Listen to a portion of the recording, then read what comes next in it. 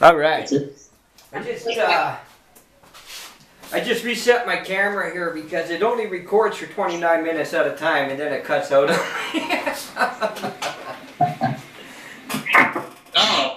Okay. Well, I don't want to steal too much of your time. I got time.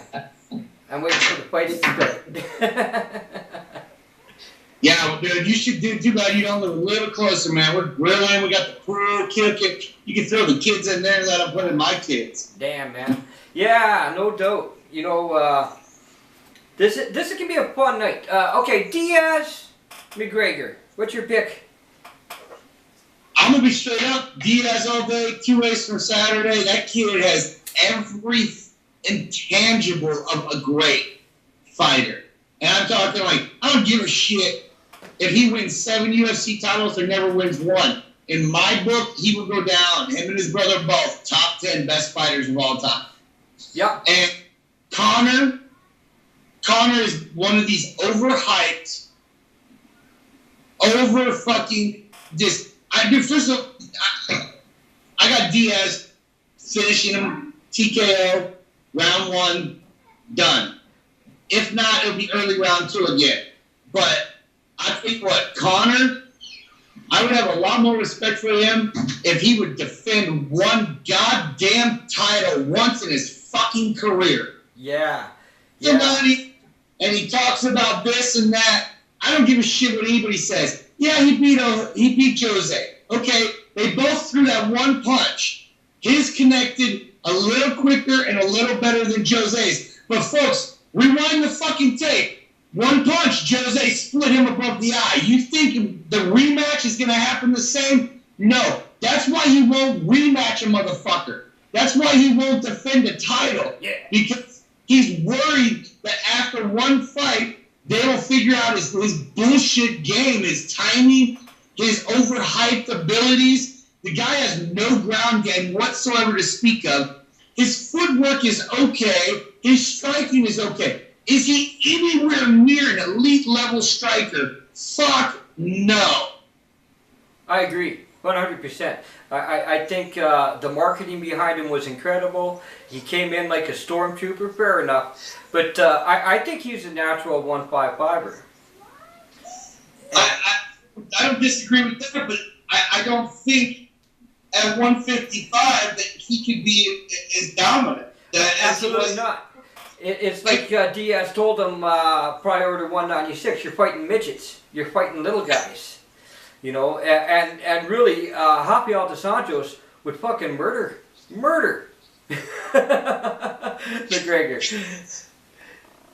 You know, I mean, Kanev, Alvarez, I mean, the list goes on and on and on. But the thing with Connor, and I don't care, you know, whether you guys agree with me or not.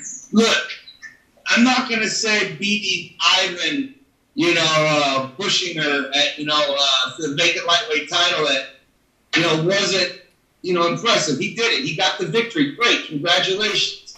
You know, you know, both his title fights, you know, were, you know, impressive wins. I mean, he beat guys that, you know, were 20-2, you know, 10-2. You know, I mean, he wasn't taking on schlubs. But when he got to the UFC, Marcus Brimage is okay. He's never going to be a champion of champions. Max Holloway, I will step back and say that fight, to me, was the best fight that he had in his whole career inside the UFC. And he won a decision.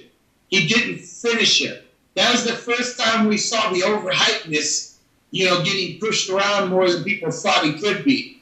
Then his next fight was Andy Orwell, which got scrapped. Then he jumps around and he fights Diego Brandao. Another good fighter, but always going to be a 4, 5, 6, 7 kind of fighter. Never a champion 1-2 style.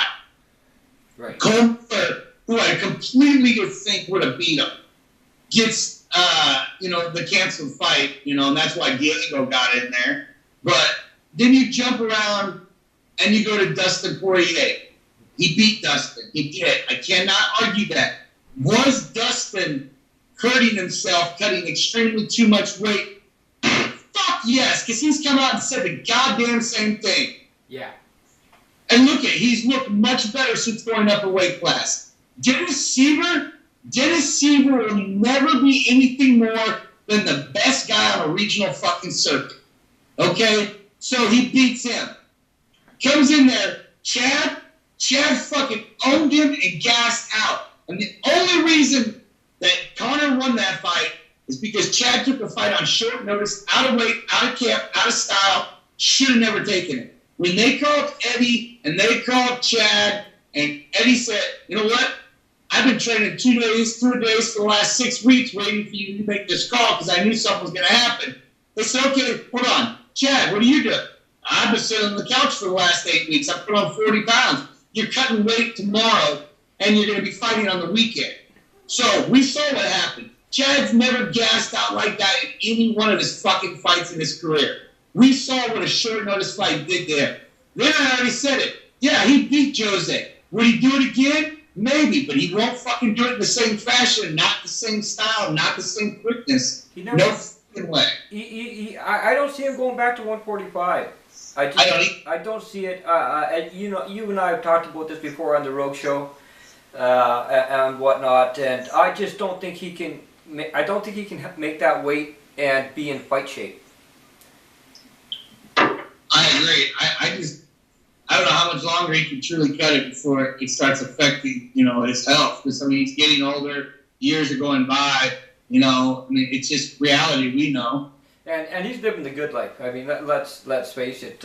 Although that could come to an abrupt end if he actually hit that little girl that they're saying he hit with the monster can. That could cost him everything, man. I mean, I pray that little girl's all right. But I hope that somebody has, you know, without a doubt, 100% proof that he threw the actual can that hit her and that she can get maybe $70 million out of his ass. Yeah. And really just wake him up because, Mr. I'm worth $100 million. I'll make the UFC. Okay, well, let me take 70% of your wallet and see how tough you are now. Yeah, exactly. And I'll tell you what, I mean, I watched the whole thing unfold. I'm sure you watched it as well, with the bottle throwing and can throwing incident and whatnot. And honestly, what a pathetic, immature act. I mean, you got Daddy Dana sitting there behind him. Conor, don't you throw, I mean, just like a dad, don't throw that can. Okay? And which was really, really smart on Dana's part to do that, because if there is a lawsuit that comes out of this, that's going to help Dana, because you can believe their ass. They're suing the UFC, they're suing everybody. Diaz will be involved in a lawsuit. They'll all be involved, and rightfully so. I mean, that does irreparable damage to true martial artists and to MMA as a whole in the long run. I don't like that it unfolded like that. I don't think it was I don't like that it was allowed to unfold like that. I agree. I think all in all, it was everybody involved in that. It was a bad decision. But I'll tell you what, all these haters talking about Diaz brothers are a pack of wolves and gangbanging thugs. Well, you know what? I want all y'all to kiss my ass, because what John Jones and DC threw down at a press conference, you guys loved it. When other fighters get into it and are on Twitter talking shit, you guys all eat it up. But because one guy comes in here and he owns Conor and he'll own him again, and he is just who he is, and you guys don't seem to understand that he doesn't have to sell himself. He wasn't, you know, some guy who came in. Look what Conor looked like 1 year before he came to the UFC. Then look at him, you know, today. You know, that's all hype. That's all product of PR. I mean, God, how many times have people for the last 2 years, 3 years been sharing that Canadian model who had all the same tattoos in all the same places as Conor, the same haircut, the same chin, and that dude had it for years. Yeah. Yeah, but what I like about this fight is Diaz. You know me, I'm picking Diaz to win this fight handily, and I'd love to see him fucking Maynard him. Just fucking do what he did to Gray Maynard. I think that would really, really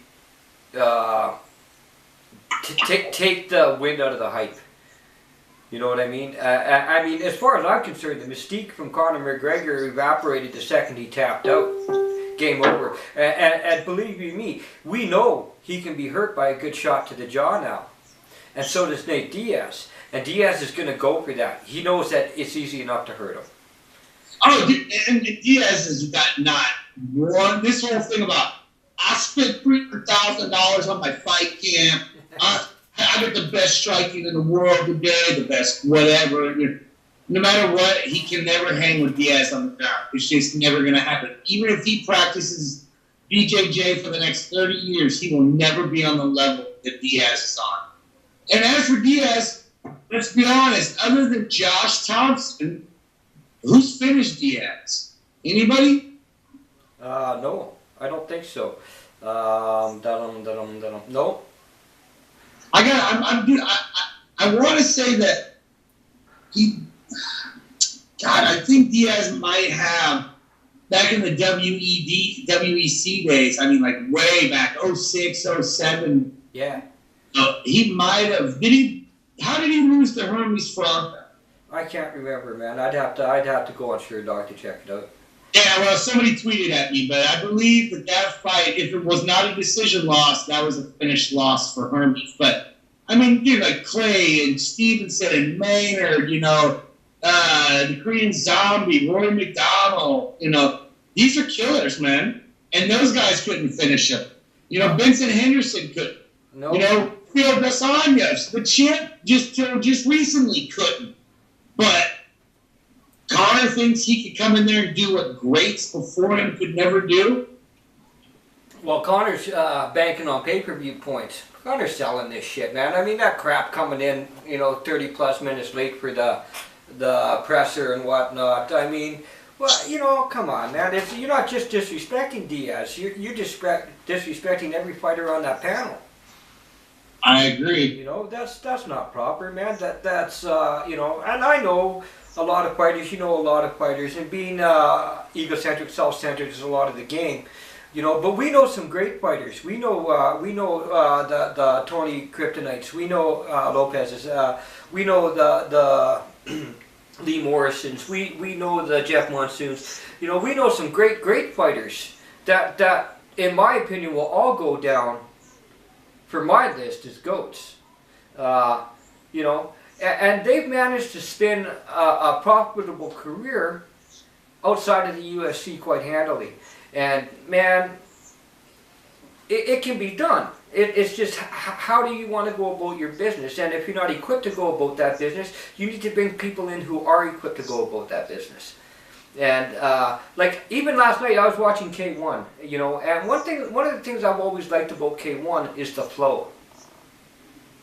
Fight over, fight start. Fight over, fight start. There's no fucking bullshit in between. You know what I mean? And I've always appreciated that. And I know for the people that are buying this pay-per-view tonight, we're going to spend half of that money we spent will be on crap we don't give a fuck about. Production. Motivation, man. Me and Lepaki used to stay up till 2, 3 in the morning watching great. And these dudes, no lie, would. Oh, we're having audio problems. No, for some reason, my stream just kicked on for Fight Class prelims, but it's not for another 30 minutes. I have my timer set wrong. Yeah, I'm right on Fight Pass. I'm one of those guys that pay for it. so it'll kick on when it kicks on too. But yeah, I'm looking forward to it. You've actually got some great company with you tonight, eh? Yeah, actually, we're going to have MMA Larry's in town, so is Garrett Furtick, ex-pro wrestler, now MMA commentator, ring announcer. He's in town. I think he's here for the Woody Festival. It's this massive wood-barreled aged mead, beer, and wine festival. It's pretty badass. It's, nice. It's good country where we live, so it's a great time. But, yeah, I don't know who else is coming over. I might have former WEC #1 contender for the 185-pound title, JT Taylor. He fought Shoney for the title, Carter for the title. He's supposed to stop by later, and God, who knows who else? Roy Deeds here in town.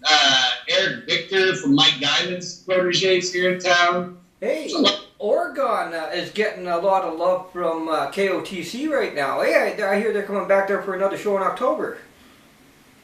Dude, they're killing it out there at the casino in Lincoln City, man. It's right on the coast. It's this beautiful place. Me and my wife go every summer just down the road, maybe 20 miles from this place. Dude, it's a great facility, great fucking food, and great fights. Nice. And they always put on a good show. Always. They just now is because they are now. Are they not on Fight Pass now? Yeah, they are, but I think archive stuff, not live. Well, that's okay. Archive is good. Hopefully they'll get on there live. We've got TV deal. They'll never give up. It's better than anybody on Access, anybody on Spike. They have the best TV deal, better than even UFC. Yeah. Every Monday there's a 12-hour block of King of the Cage, and they average 40 million views. Huh. If it ain't broke, don't fix it. We've got a new Canadian promotion on Fight Pass now. What is it? TKO MMA out of Montreal. Dude, the old school guys, Yeah. They're back after a short, 5-6 years. They were gone. Yeah, and it's really nice to see somebody pick them up. Now, if somebody would just pick up MFC again and do something with it, because that was a good brand. They had a good name for the most part. We'll see what happens with that. I guess I think it's dead in the water, but we'll see.